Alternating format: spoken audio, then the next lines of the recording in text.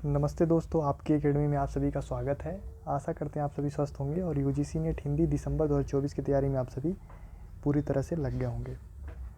दोस्तों, जैसा कि आप सभी को पता है, इस समय हम UGC net Hindi unit 9 Hindi निबंध के अंतर्गत जो भी निबंध संकलित हैं 11 निबंध, हम उसके ऊपर सीरीज़ लेके आए हैं। और उस श्रृंखला में आज हम जो हमारा 7वां निबंध है मजदूरी और प्रेम, जिसके लेखक हैं अध्यापक पूर्ण सिंह, उस निबंध से संबंधित एमसीक्यू करेंगे। सभी निबंध के ऊपर हम दो दो वीडियो लेकर के आते हैं। पहले वीडियो में हम संपूर्ण निबंध का लाइन बाय लाइन पाठ करते हैं, महत्वपूर्ण तथ्य बताते हैं और उसी निबंध में हम पिछले सारे पीवाईक्यू को भी कर लेते हैं। तो बिना देर किए चलते हैं आज के एमसीक्यू की तरफ। और मैं आपको बता दूं, इसके पहले यूनिट 7 हिंदी कहानी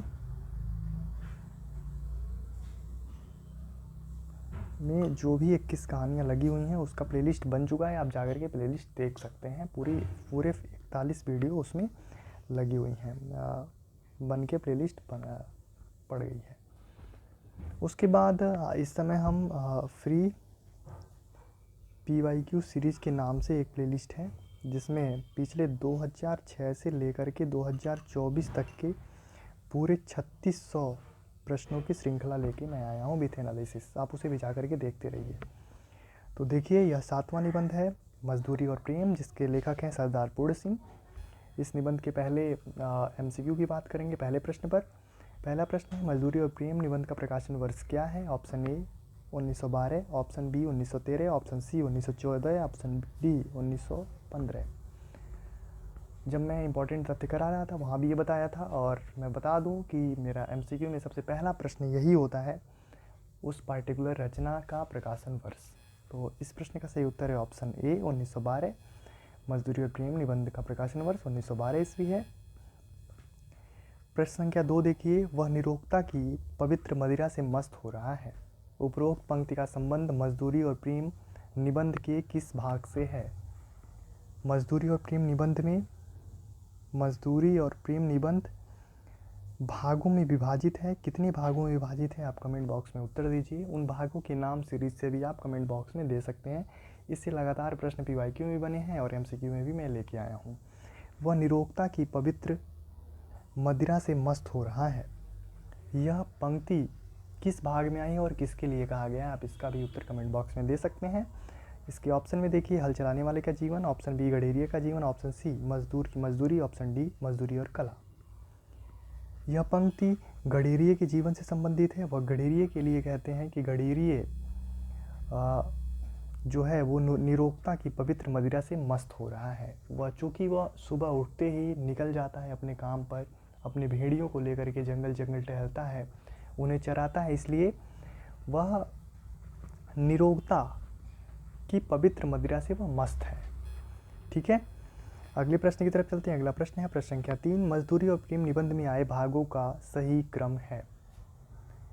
इसमें देखिए, मजदूरी और प्रेम निबंध में जो 8 भाग हैं, उस 8 भागों का सही क्रम क्या है? आप उसे सीरीज में लगाइए। ए देखिए, मजदूरी और कला, बी हल चलाने वाले का जीवन, सी मजदूरी और फकीरी, डी गडेरिये का जीवन। इस सही क्रम का चयन कीजिए। Option A B C D, option B C D E, option 3 B D A C, option 4 B A C D. इसमें देखिए, हल चलाने वाले का जीवन यानी ऑप्शन बी सबसे पहले आएगा। उसके बाद गडेरिये का जीवन यानी बी के बाद डी देखिए किसमें है? ऑप्शन तीसरे में। तो इसका ऑप्शन तीसरा सही है।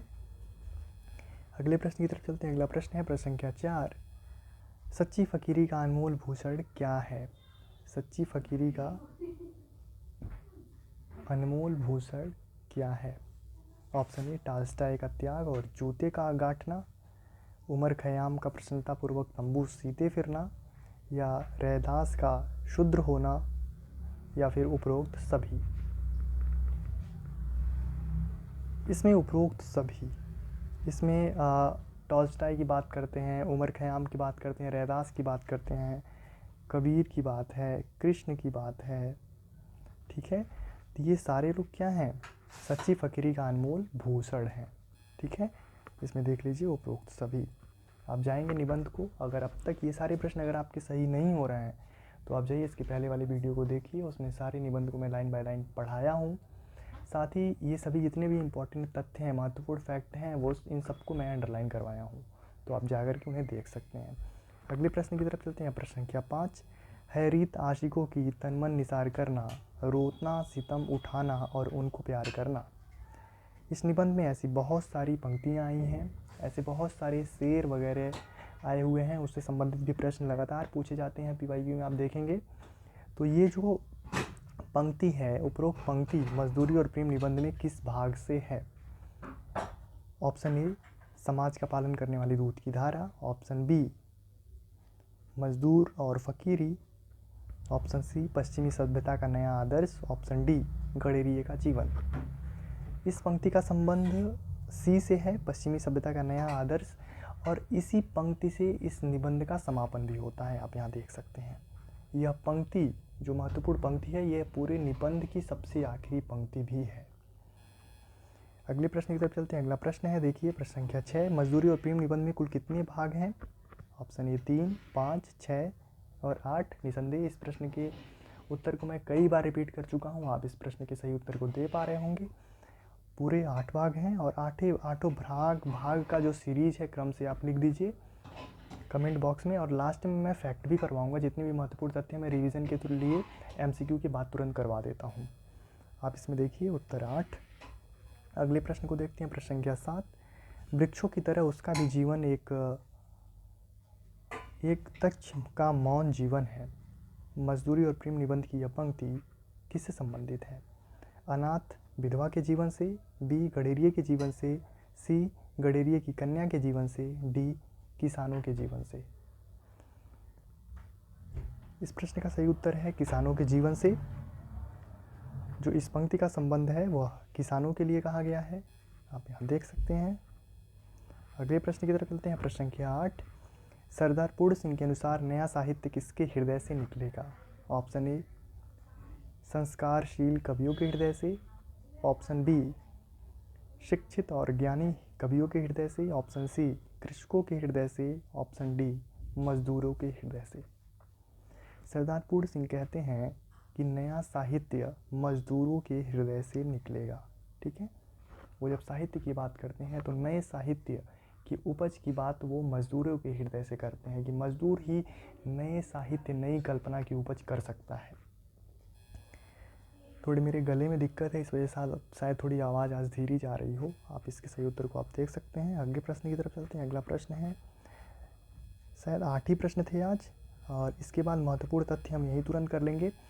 दोस्तों, अगर ये पूरी सीरीज़ आपको पसंद आ रही है, ये सारे एमसीक्यू अगर आपको लग रहा है कि कुछ भी यूज़फुल हो सकते हैं आपके एग्ज़ाम के लिए, या फिर आपको ये सारे पीडीएफ चाहिए, तो आप कमेंट बॉक्स में मुझे बता सकते हैं। और टेलीग्राम और दिए गए डिस्क्रिप्शन में टेलीग्राम चैनल का लिंक और व्हाट्सअप ग्रुप का लिंक है, आप उसे ज्वाइन कर लीजिए। मैं सारे पीडीएफ वहाँ सेंड करता रहता हूँ।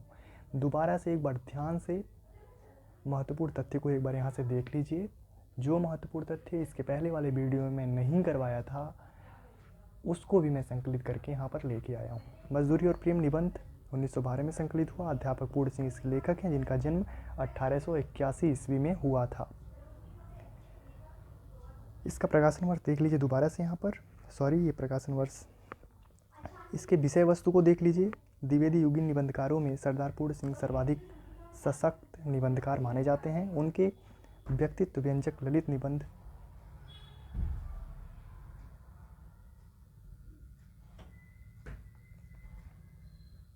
द्विवेदी युग की महत्वपूर्ण उपलब्धि है।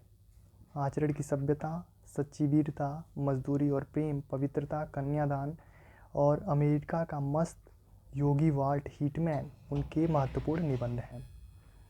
मजदूरी और प्रेम निबंध 8 भागों में विभाजित है। मैं बार बार बोलता हूँ, उसमें देखिए 8 भागों का क्रम है ये।